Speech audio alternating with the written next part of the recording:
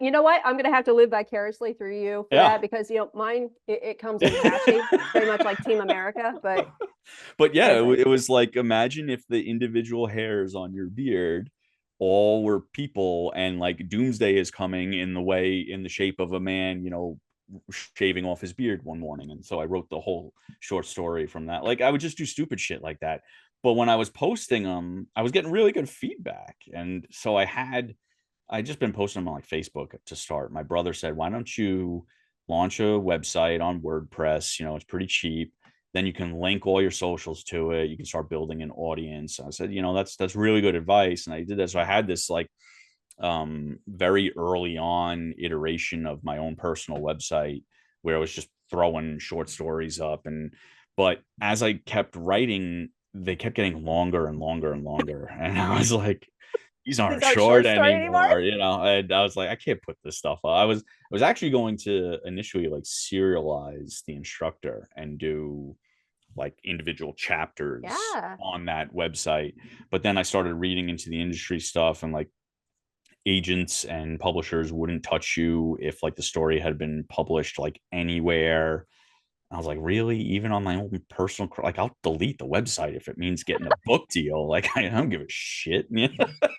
But anyway, long story short, when it came time to actually have my debut come out, and my editor and agent, they were like, hey, are you going to launch your own like professional site? I said, sure.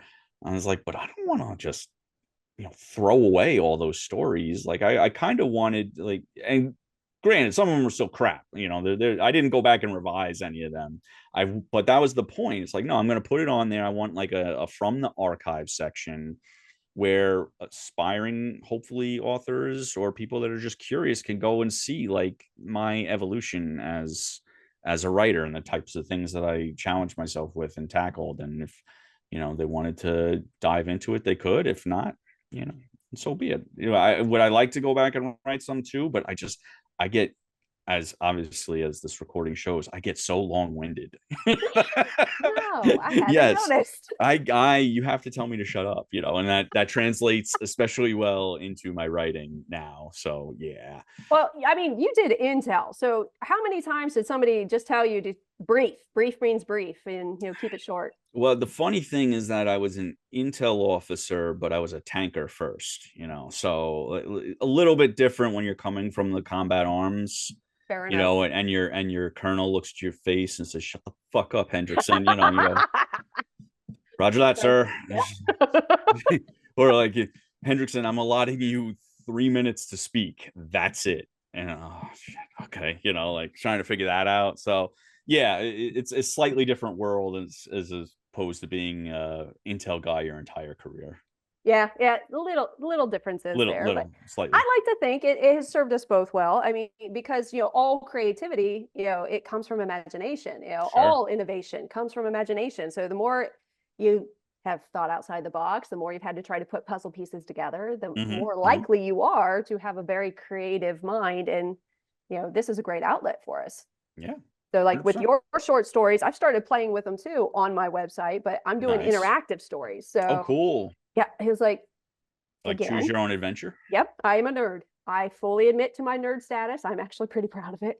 But have you seen that meme? I'm sorry to interrupt. No? Have you seen that meme where it's like a choose your own adventure cover, and it's like the Hardy Boys like doing a karate kick, and they're fighting ninjas, but somebody put the caption as like, me and my buddies after 14 twofers at Chili's or something like that. I don't know why it just popped in my head when I said it. I get it. It was like, well, because you and I both have twisted sense of humors, and I appreciate this. Like 15 beers at Chili's. It's like, okay. Yep.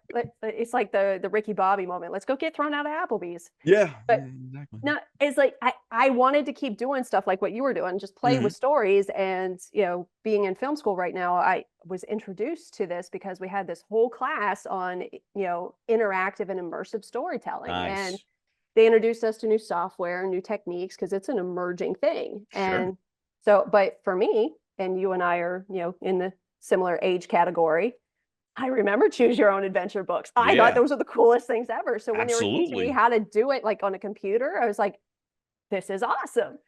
So like you, I've added an interactive stories column on my website, and I'm playing with that. So That's there might great. be some more, characters I did from my one worlds. I did one story was about high school wrestling practice, I think. But I had timed myself for reading the short story, and it broke out to like 15 minutes or whatever, 13 minutes to read it from start to finish.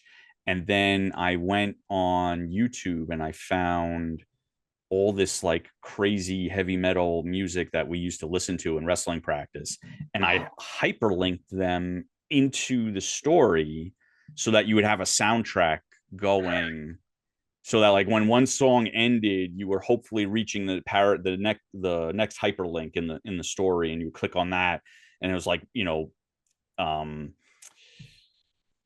Fuel by Metallica was like the first one, and then like Welcome to the Jungle, and then like Linkin Park. Yeah, and that was pretty like my first shot at doing like an interactive kind of thing. I love it. It's a fun thing to play with for sure. It absolutely is, because I mean it's all storytelling, and that's what we do. We tell stories.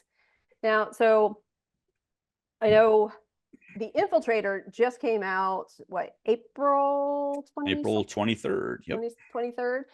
I have to confess, I have not read it yet. That's quite all right. Is Jay Snyder Jay is back. Yep. Jay is phenomenal. He's awesome.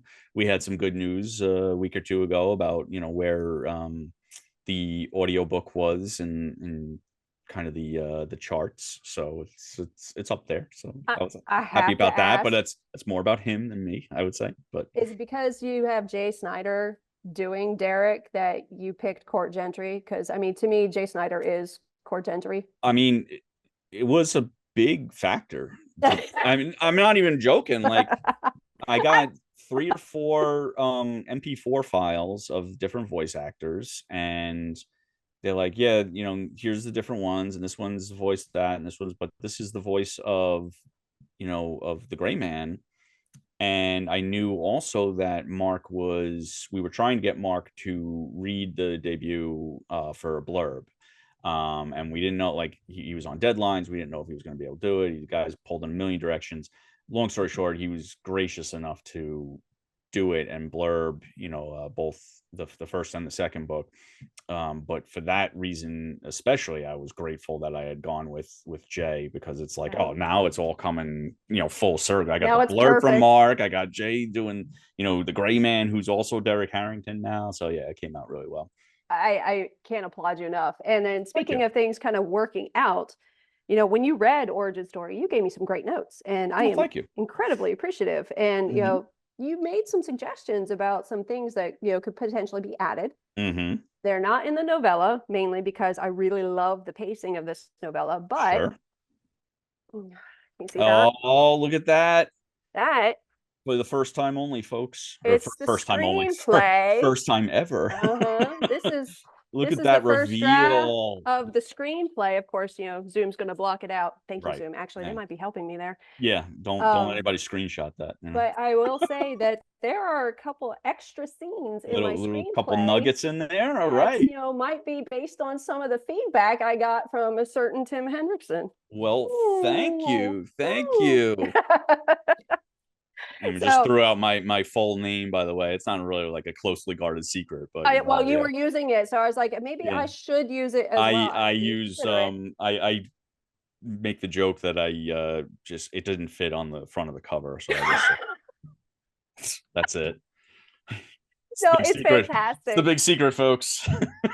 If you're interested, I will. Yeah, I will send you this 100%. So you can see the extra scenes. 100%. Got it. Still my first draft. But perfect segue there. Question I had for you, kind of the lightning round question. Favorite prison movie? Oh, Shawshank Redemption. Oh, okay. Okay. I mean, they're hands down. See, to me, I'm kind of pissed that I didn't pick that myself, because I don't know, like, even though it's a prison movie, obviously, like, to me, it was always, it's a redemption story. It's more than just prison, and So I guess that's why it didn't categorically go into my head right away. I picked Lockup with Stallone. Well, Yeah. gee, I wonder, Stallone, you gonna give us any? Come on. I don't You want remember. to, I haven't seen it so long. I don't even remember the lines from it. So. you just need to do the accent. She's like 20 years old. Guy's 20 years old. You know, it's like just I remember when he kills the guy on the weight bench. That's, you know, something like that.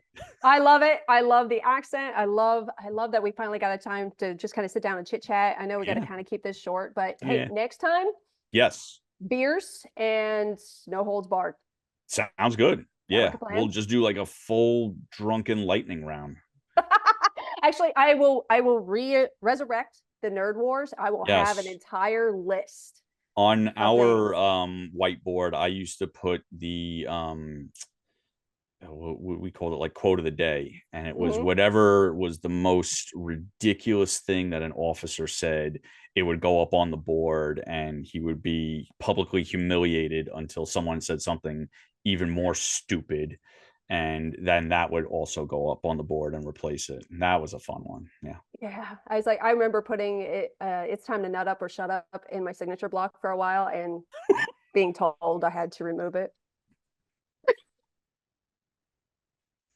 All I'm going to say on that one is better you than me, because if that was me, I would have been, you know, dishonorable. So it was wartime. You know, they had other things to worry about than coming after me for inappropriate signature line. And you were a warrant, so like it's, you know, you're untouchable anyway. So yep.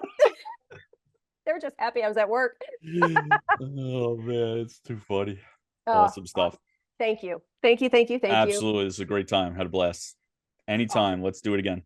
Yep.